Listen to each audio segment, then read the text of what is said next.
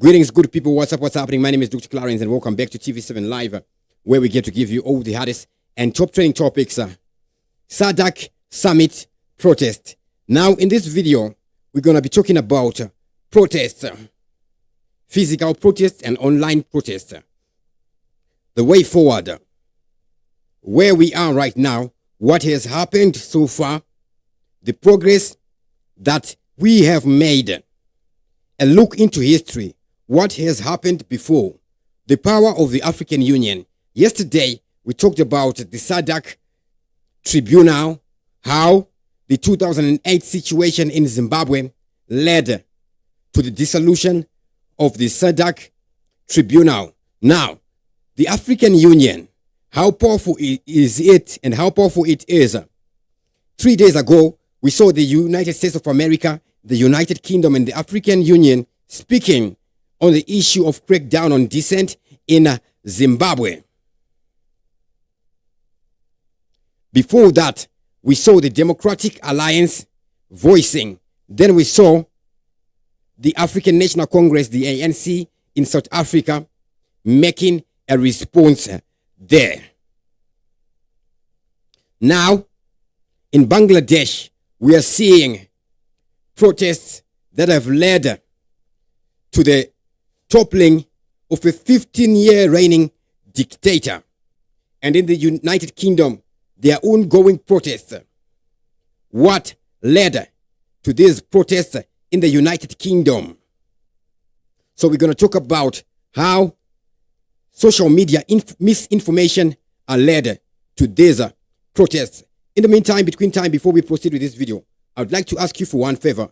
Make sure you click the like button and subscribe to TV7 Live if you have not yet already done so that you never miss any of our videos because we make videos each and every day.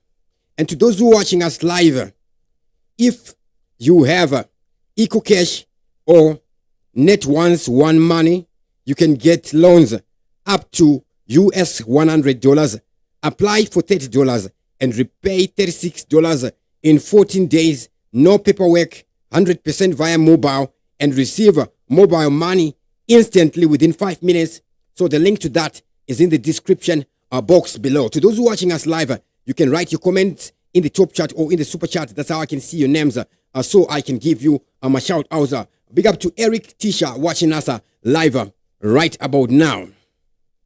So what happened in Bangladesh? We're going to begin with what happened in Bangladesh. Then we go over to what is happening in the United Kingdom. Then we go over to the DA versus the Zimbabwe government, when the Democratic Alliance took the Zimbabwe government to the ICC, to the International Criminal Court. The year is 2019. What we learn from there. Then we go to online protests. We talk about the recent successful online protests. Where are we going wrong as Zimbabweans in this thing?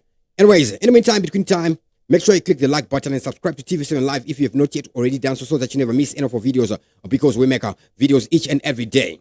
Showing on the screen right there, those are scenes from Bangladesh. The protesters went through to the State House. These three went to one of the bedrooms in the State House, and they were just lying there and tweeting and calling their girlfriends from the beds inside the State House.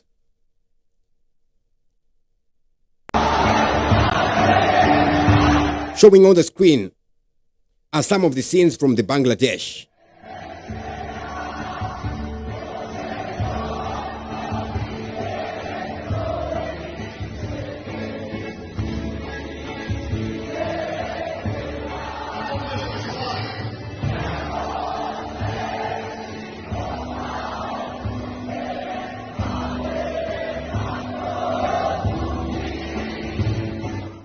This is the people of Bangladesh there celebrating. Sheikh Hasina, the Prime Minister of Bangladesh, has resigned and fled the country after 15 years in power amid escalating protests and that began over job quotas and transformed into a widespread anti-government protest. The unrest intensified following a deadly weekend of clashes.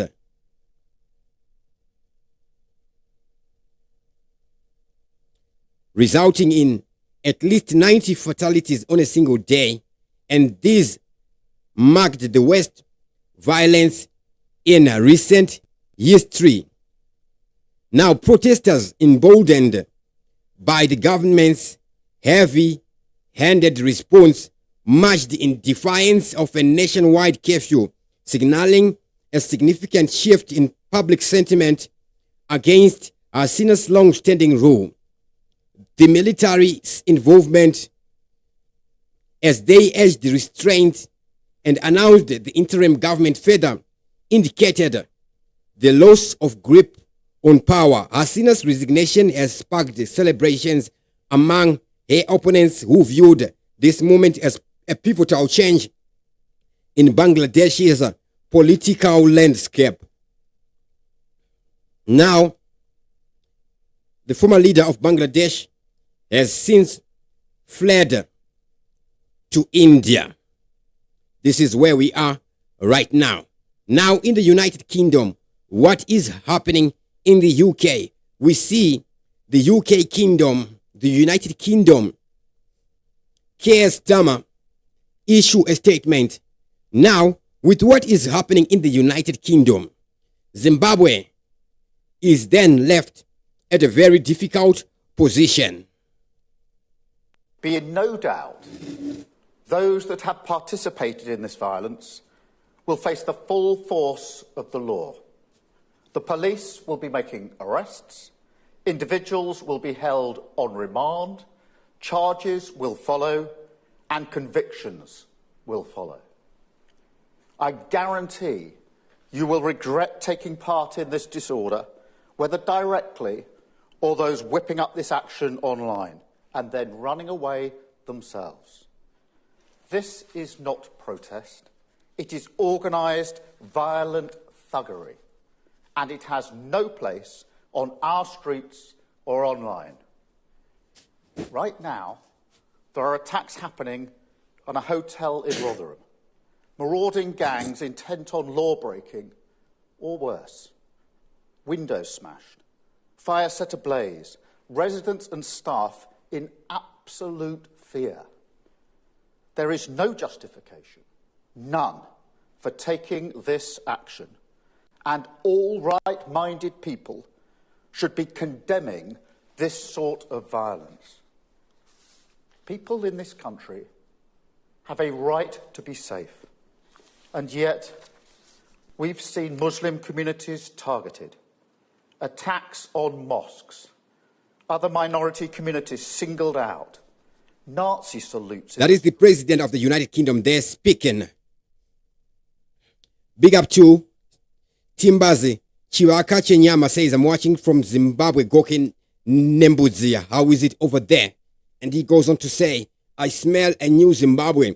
Watching from Zimbabwe, Gokwe Nembuzia. Yes, a new Zimbabwe is very, very possible if we believe in it. It takes our collective willpower to influence change in Zimbabwe.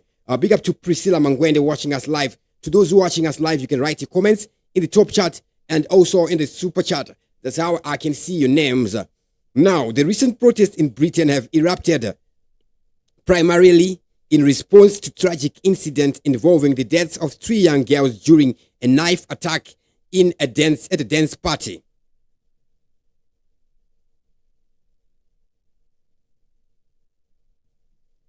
Recent protests in Britain have erupted primarily in response to a tragic incident involving the deaths of 3 young girls during a knife attack at a dance party in Southport. The protest, initially sparked by grief, quickly moved into violent demonstrations fueled by far-right groups exploiting misinformation about the attacker, who falsely portrayed it as a Muslim immigrant. This narrative was amplified through social media, leading to the widespread unrest across multiple cities, including Rotherham, Liverpool, and Manchester, where the clashes with the police occurred and properties were vandalized, buildings were burnt, hotels were burnt, shops were burnt in the United Kingdom. all that happened in the United Kingdom there.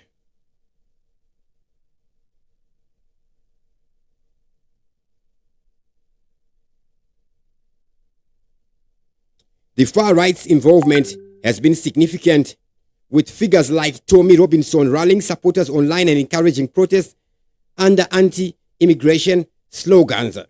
The situation has been exacerbated by long-standing frustrations over issues such as rising cost of living and perceived failures of the law enforcement, particularly in high crime areas. Despite the UK being statistically safer in the previous decades, the protests reveal deep-seated anger and a growing divide within the communities, leading to fears of escalating racial tensions. This is what has happened there in England. Big up to Sibongilo Sikosana. This time, abalume amanuza mazanu. I'm so pity. Lazarus Maloba says, Paka ipa apa. Innocent Ngwenya Nyama says, yeah, I agree with my fellow Gokwe men. Thank you. There. Enough respect to everybody. Primrose Kumalo, I've lost hope in any. I think this will bring change. Usually the opposition puts our hopes, then last minute ZANU-PF prevails. That is very true. Who do we call the opposition? That is another question. So we're going to cover that in the lessons learned so far in history. I will not be surprised to see Mnangagwa crowned king by SADC. Now, the SADC, as we looked into it yesterday, bear with me, I have a bit cold. The Southern African Development Committee is a toothless dog. The SADC tribunal was disbanded after Zimbabwean farmers took Zimbabwe to the SADC tribunal and Zimbabwe lost. Then there is non-compliance. Zimbabwe does not comply. And again, the elections that had happened previously in 2008 were disputed. That's where we saw Ian Khama speaking. At this time, Thabo Mbeki is the president of South Africa. And we see a government of national unity. Our hopes came crashing down when Jacob Zuma, who was very close to Robert Gabriel Mugabe, takes over from the president before him. So now, in South Africa, they have had 2 SADC chairmen in 1 year. That is Thabo Mbeki. Then Jacob Zuma takes over from Thabo Mbeki. After that, we would see Ian Khama boycotting the SADC summit that was happening then in South Africa, citing the issue of the disputed elections in Zimbabwe. Now, there's an issue of misinformation. Remember, activism on its own is a business. There are people who make money from these things. There are people who call for protests and pretend to be arrested time and time again. Then we have people who are there really to stand for a true cause, who are there for a true cause. The people like this young lady we see here, 26-year-old Namatai Kwekwedza. Of course, she may be embroiled alongside fakes who do those things as their career, people who have nothing else to do, but their entire career is actually activism itself. It's not bad to be running associations like Zimbabwe Lawyers for Human Rights. It is not bad. But when we see individuals misinforming people, that is very selfish. Now we go over to 2019. We see South Africa's opposition DA party takes Zimbabwe to ICC over alleged atrocities. Washington. The Opposition Democratic Alliance of South Africa says it is taking Zimbabwe's human rights violations to the International Criminal Court, United Nations High Commission for Refugees and Parliament in an attempt to stop alleged atrocities being committed by the Zimbabwe Defense Forces and other state security agents that have launched crackdown on people suspected to have been involved in protests 2 weeks ago over high cost of living. In a statement, DA leader Mumusi Maimane, who described the situation in Zimbabwe as a humanitarian crisis, says indications are that on one day in mid-January, at least 130,000 people arrived in South Africa from Zimbabwe, showing signs of distress and claiming that their lives were in danger back home. Maime said despite humanitarian crisis, President Cyril Ramaphosa's ANC government has set on its hand and washed on employing its quiet diplomacy policy. The DA leader said his party will stand with the people of Zimbabwe in the fight against the oppression and murder of innocent Zimbabweans who are mobilizing and calling for change. You have many friends in South Africa beyond your borders. You have millions of allies in your fight for a free and open society. The DA will pursue a set of immediate intervention to resolve the current crisis occurring in Zimbabwe. The injustice that is occurring in Zimbabwe cannot be ignored. Firstly, in my capacity as chairperson of the Southern African Partnership for Democratic Change, SADC, I will pay a working visit to Zimbabwe this week. I will meet the current opposition leader Nelson Chamisa and former MDC leader Tendai Biti, among others. The purpose of this visit is to seek practical solutions to the ongoing and garner support across the region for much needed intervention in Zimbabwe. Right now, as we stand in Zimbabwe, the only opposition figure who no longer has a political party after the party was looted by Sengezo Tsabango is the leader of the citizens, Nelson Chamisa. That is the only trusted figure we have in Zimbabwe right about now at this moment. All the other guys, or at least most of the other guys, are very risky people. We saw what happened, the claims that were being made about Job Shikala on X.com, the claims that were being made about Jacob Ngarivume. Jacob Ngarivume cites that he was detained by unknown men who were in an unmarked vehicle, a Fortuner. But after a few days, we hear that he had been detained inside his own home. And what does that do? There are real human rights violations happening. When the international community sees this, what then happens? Some of those people work for the intelligence to discredit real issues of real victims. So that would be very, very bad there. Anyways, so we see that the DA in 2019, they made action. And now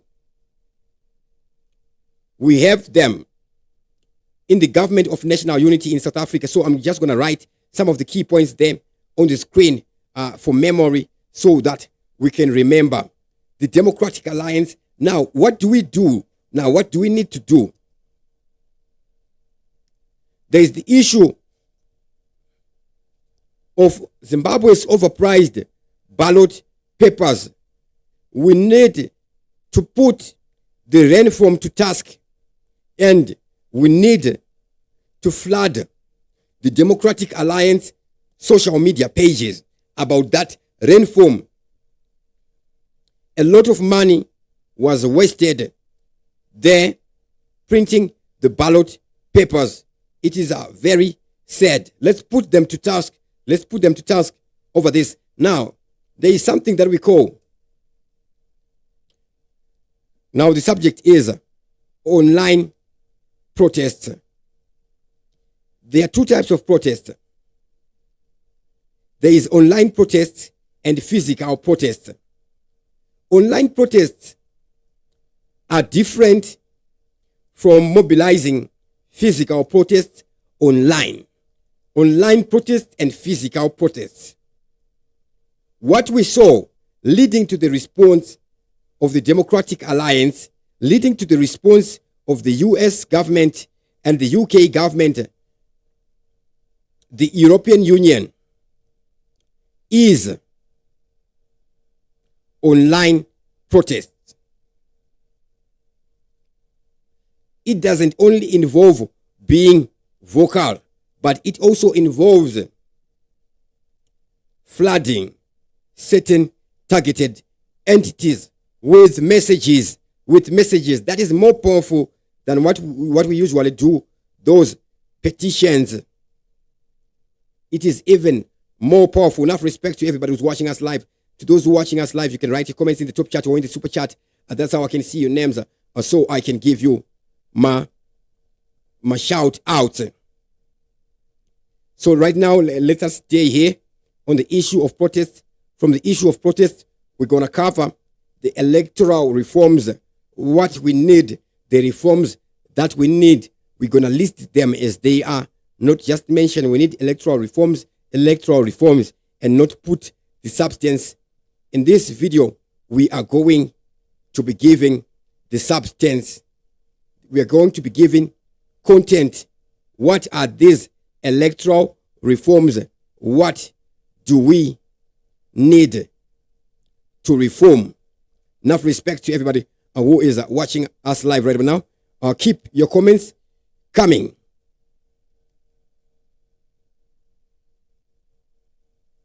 Bear with me, my voice. I have a bad flu. I have a bad common cold, not a flu. Big up to Ruth Mbewe says, good morning, good evening, Muria, Zimbabwe. Good evening, good morning, good afternoon, wherever you're watching us from, whatever the time. Sibongiles Kosana, how is it? Lazarus Mutoba, Innocent, Ngwenyama. What's up, what's happening? There, bless, Arnold, Maronde, Timbaze, Chivaka Nenyama says, just wait for General Chiwenga's next move. We don't know his plans, we don't know his next move. So we cannot hope on that. We should be active and doing something as Zimbabweans. Also on that issue of army generals. Today, later on today or early tomorrow, we're going to be doing a video on Josiah Tongogara. The untold story of Josiah Tongogara. According to some documents that have been recently declassified by the United States Central Intelligence Agency, CIA, we learned that Tongogara back then was called the Supreme General. He had liberated zones and semi-liberated zones in Zimbabwe before independence, which he already controlled. So we're going to be revealing the untold story of Tongogara and how East German assassins were hired to take him out. A big up to Peter Sindindi says, they are all ruthless in ZANU-PF. We have a lot of ruthless elements in ZANU-PF. That is very true. And on its own, ZANU-PF as an entity is an avenue for a lot of human rights violations. Big up to Priscilla Kumalo. Says ZANU-PF entity is what we no longer want in Zimbabwe. At Zondai Zunde, Ruth Mbewe, enough respect there. Sadak Aina Zwaino Batsira, that's Jimmy Sitole. Yes, it's a toothless dog. Brighton Anotida Magiji. So I also looked into the Africa Union. Is Africa Union any useful? So the Africa Union and the Southern African Development Committee, they are all toothless dogs. They are all toothless dogs. This Africa Union court is also just a labor tribunal, usually dealing with members of the Africa Union or employees of the Africa Union, nothing else much. Now, successful online protests in history. Online protests, or we call it internet activism. Everybody and anybody can do it. Citizens. It's more in line with what we call citizen journalism. So citizens, when we have one mindset, one goal, we can work wonders. What are the advantages of internet activism? Anyways, internet activism involves the use of electronic communication technologies such as social media, email, podcasts, and other forms of activism. That is, I hope my network had not dropped there. Remember, I'm broadcasting from Zimbabwe. So there are overzealous people who may try to disable my internet, but I am protected by the Holy Spirit, and they know it. And they know it. The moment they try something, something happens to them instantly. I've been alive for a very long time. I've been persecuted for a very long time. Enough to know this. My freedom, my right to personal liberty have been stifled for a very long time. So I've been alive long enough to know that it takes heavy heart to try anything on me. The year 2012, we see SOPA, PIPA, blackout. On January 18, 2012, over 100,000 websites, including major platforms like Wikipedia and Reddit, participated in coordinating blackout to protest Stop Online Piracy, SOPA, and Protect Intellectual Property Act, PIPA. The massive online protests led to significant public backlash against bills, resulting in their withdrawal just 2 days later.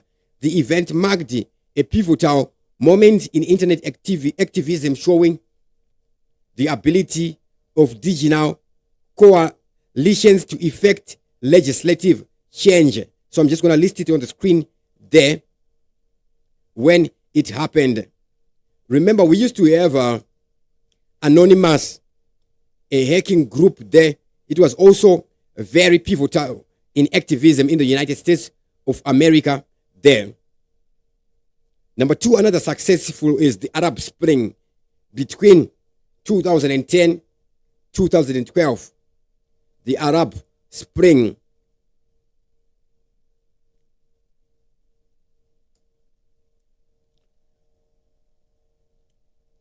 The Arab Spring was a series of anti-government protests and uprising across the Middle East and North Africa, heavily fueled by social media platforms. Activists used Facebook and Twitter to organize protests, share information, and document events which amplified their message globally.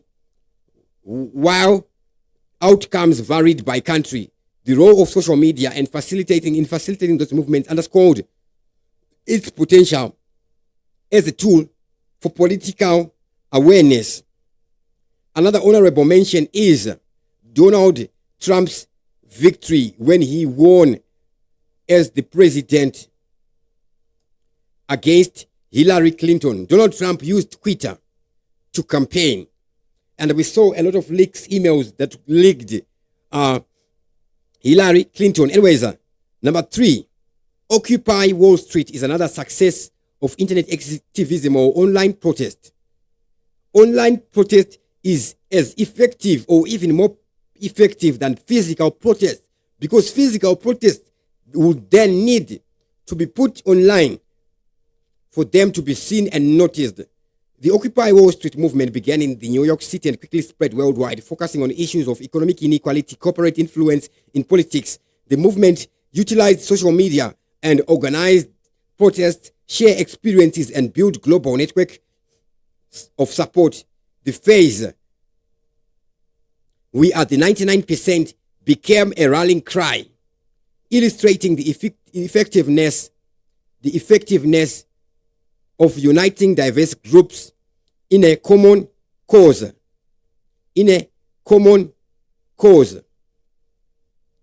Now we see in the United States of America, there is fears of a depression or a recession as their stock market is tumbling or crumbling. So we cannot depend on the US dollar for a very, very long time. Should anything happen to the United States, we as Zimbabweans, where are we going to be left? And we cannot trust these ZANU-PF guys who are running our nation. Of course, they've brought us the ZIG. But what happened? How many currencies have they brought us here? Now it's almost 9 that have failed. Now the ZIG itself is nowhere to be found. Passports are very, very much expensive. Another online successful protester is the Black Lives Matter, where we also see other Zimbabwean pretenders pretending there. The year is 2013. Emerging from the acquittal of George Zimmerman in the shooting of Trayvon Martin, the hashtag Black Lives Movement gained traction through social media, mobilizing protests against police brutality and systematic racism. The hashtag became a global symbol of racial justice, facilitating discussions and organization of events, and brought attention to racial disparities in the United States and beyond. So take note of this hashtag Black Lives Matters. But however, the Black Lives Matters was overtaken by intelligence elements in the United States. However, it had served its purpose. Number 5. Now these were very powerful. Hong Kong protests. Now this worked in the same way we see in Kenya, just to mobilize the physical protest. Here in Africa, that leads to death. In Bangladesh, we are seeing 90 people died in how many days? In one day. Anyways, it is victory for the people of Bangladesh, as we are seeing the tyrant, the dictator, he has since resigned and fled the country.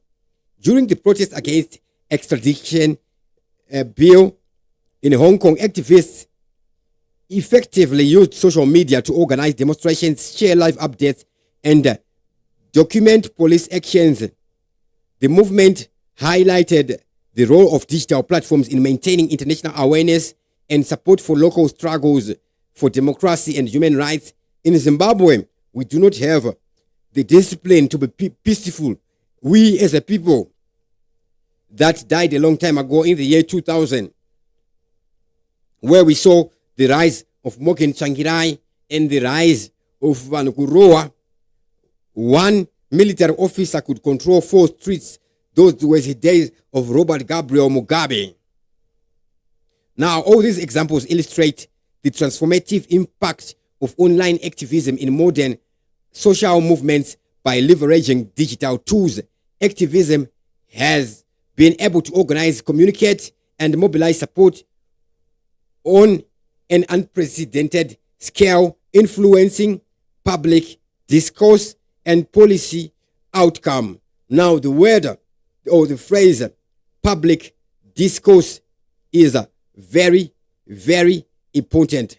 Public discourse, not debate, but public discourse. Showing on the screen there are some of the images from the United Kingdom there. Big up to everybody who's watching us live right about now. Zondai Zuze, Ruth Mbewe, Jimmy Stole, Michael Limosa, Brighton Anotida Magiji. Enough respect there. To those who are watching us live, you can write your comments in the top chat or in the super chat. So the way forward for Zimbabwe is online protests. Already we are seeing the Democratic Alliance making reports which would bombard anybody and everybody who can help. Anybody and everybody who can help with the same mind, with the same agenda. With that way, we can achieve something. We should stop listening to the false activists who claim allegiance to Nelson Chamisa. It is undeniable that Nelson Chamisa is the leader of the citizens. It doesn't matter that the Coalition for Change was corrupted and now it is that now just the few citizens corrupted change. But Nelson Chamisa remains the leader of the citizens. So the way ZANU-PF rigs is people think ZANU-PF rigs. They are frustrated. They don't register to vote. When the election day comes, they don't go to vote. People should register to vote, and should, when the election day comes,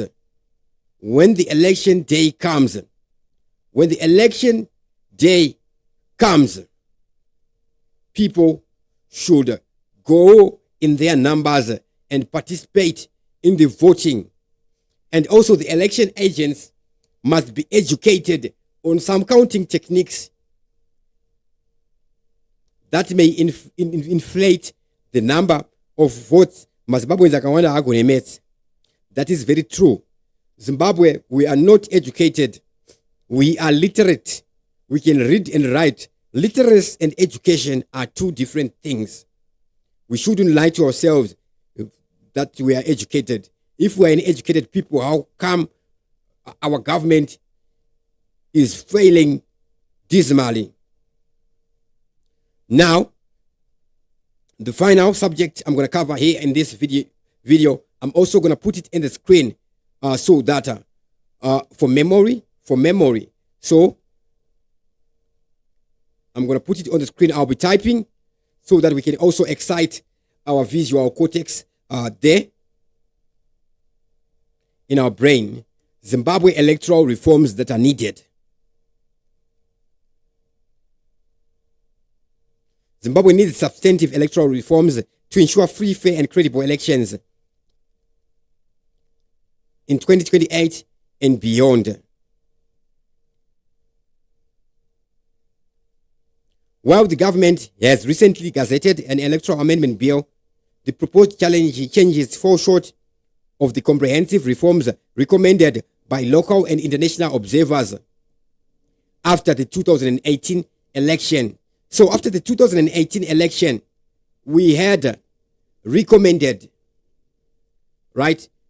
Also, after the recently ended 2023 election, we also had recommendations and some of the key issues that still need to be addressed. I'm just going to put them on the screen right there, right about now. Now, these key issues: limited access to inclusive national ID documentation and voter registration processes. As of the last election, the voter registration process, the access was not so difficult because people were not registering to vote. The only political party that was mobilizing people to vote was ZANU-PF. It was ZANU-PF. Limit of access to auditable electronic voters roll. Lack of access to accurate and auditable electronic voters roll. Now, these guys, they do not have the voters roll.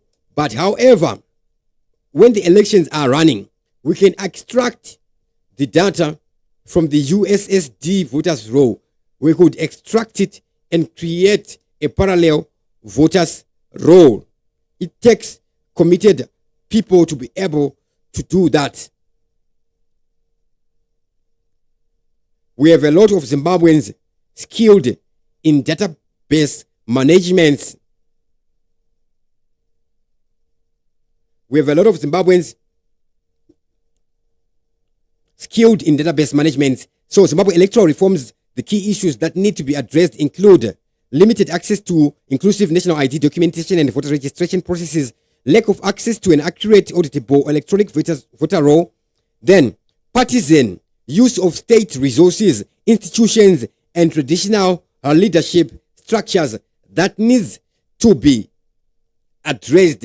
While that hasn't been addressed so far, we need alternatives. What can be the alternatives?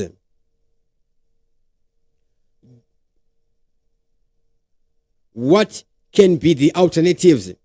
voter motivation. Who doesn't know that things are very hard in Zimbabwe? Who doesn't know that inflation is rampant in Zimbabwe with the US that we are using right about now? Right about now, 2 kilograms of sugar is costing $2.80, $2.60. Only 12 months ago, it was going for $2 US. That is inflation.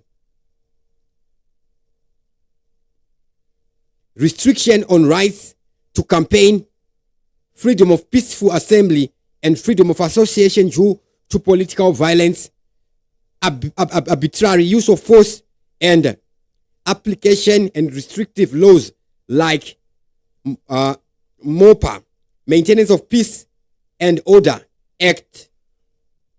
While these also are yet to be resolved, we need to think of alternatives like online activism, online campaign. How do we tackle it when people cannot afford data? We need things like the Internet of Things, where people can access information for free. To uphold these commitments, Zimbabwe must implement reforms that protect citizens' fundamental rights like freedom of assembly, association, expression, and media freedoms. Now, freedom of expression has everything to do with who a person is, consciousness and conscientiousness. And the majority of the rules in the United Nations Charter cover basic human rights. These human rights, they are natural rights which nobody can grant you or take away. So we need laws against the infringing or the stifling of these rights. Allow citizens to freely choose political parties and candidates without fear of reprisal. Remove barriers to participating in elections. Prosecute abuse of state resources for political purposes. Domesticate the African Charter on Democracy, Elections, and Governance from the African Union. Amend the Electoral Act to remove restrictions on voter education and expansion and access to electoral dispute remedies. One thing that is very, very important in Zimbabwe is voter education. They lied to us that we are an educated people. We are just illiterate people who can read and write. And lying to us that we are an educated people, it keeps us docile and malleable. Repeal the Maintenance of Peace and Order Act and cease persecution of activists and human rights champions, human rights defenders. Make the voter roll publicly available in an auditable format. Now, Zimbabwe Electoral Commission, the website, is non-functional. In that, only Zimbabwe Electoral Commission has failed. Prosecute perpetrators of political violence. Implement measures to address discrimination and ensure accessibility for marginalized groups. The European Union has also called Zimbabwe to implement genuine electoral reforms to create a level playing field, ensure impartiality of state media, equal treatment of parties, proper voter registration, transparent conduct of elections, and credible results. Credible results. As much as the South African system was very, very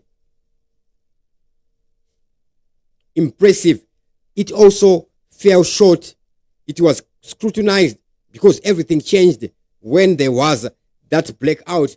But anyways, we see that they have a GNU there in South Africa, and they are a step forward, going somewhere. Anyways, we see them coming together and working for the betterment of their nation, working together, not against each other.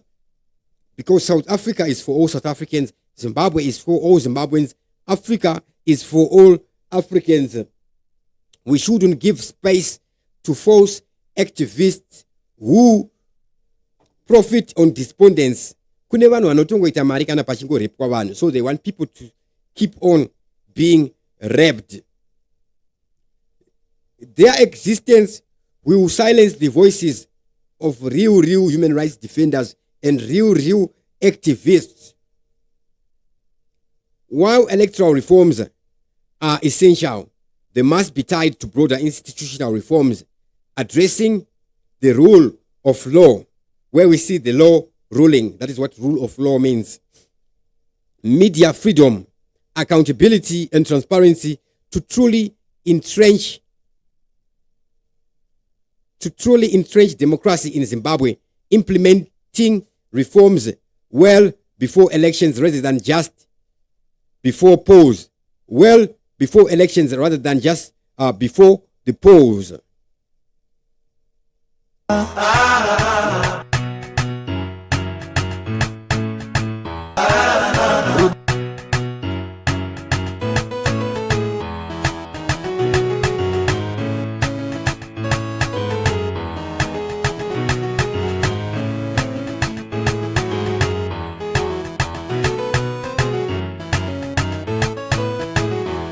This all can help and will help avoid the cycle of disputed results and legitimate crisis.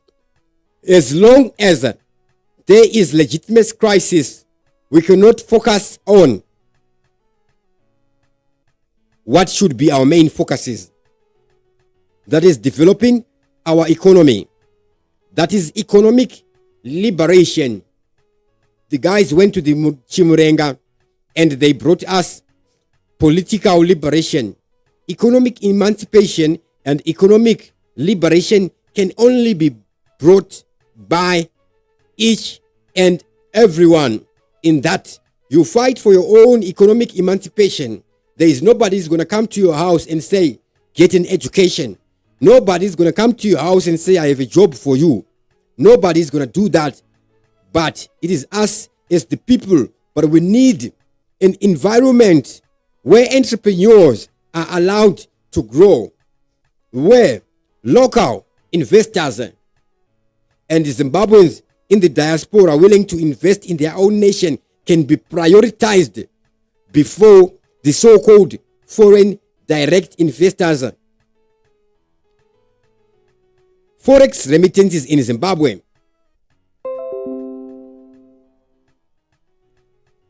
My network had dropped there.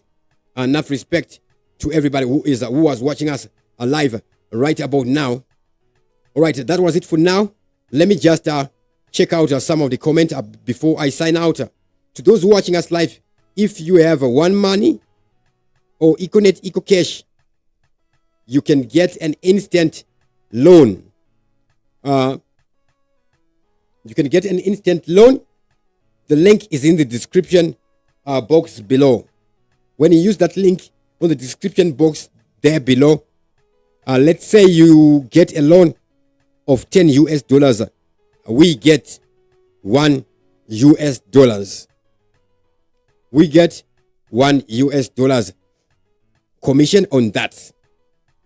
Enough respect to everybody who's watching us live, and to those who want to support TV7 Live for improved broadcasting. The details are showing on the screen right now on the lower third there.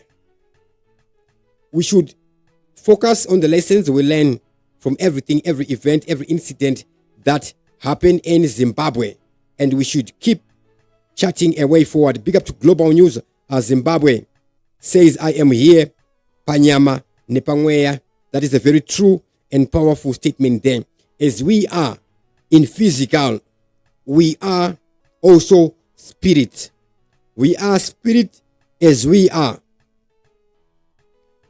However, there are different spirits. There are those who are evil in spirit, where we see they have been possessed by the demon possessed. Aninga atorwa. It's land possession, right? Atorwa ni demon where china are an evil spirit, right? Then we have good spirits. Good spirits, and overall the spirit of God that pushes for justice, moya equality, moya justice, the Holy Spirit, where everything else is connected. It is the Holy Spirit, and as long as we are, the Holy Spirit is everywhere. every present. So as we are in flesh right now, we are also spirit. We are spirit beings. This is my body. I am Clarence Patsika, but I am not my name. I am me, the spirit. I am me, the soul. Soul meaning one. Big up to Patrick. Big up to Parizai. Buerinofa. Enough respect. Everybody who was watching us live. Remy Piper. Enough respect. Enough respect. Anyways, guys, thank you for watching. Thank you for supporting TV7 Live. Bear with me as I improve this broadcasting. Remember, my channel had been stolen, but by the grace of God, we managed to recover it after 7 months.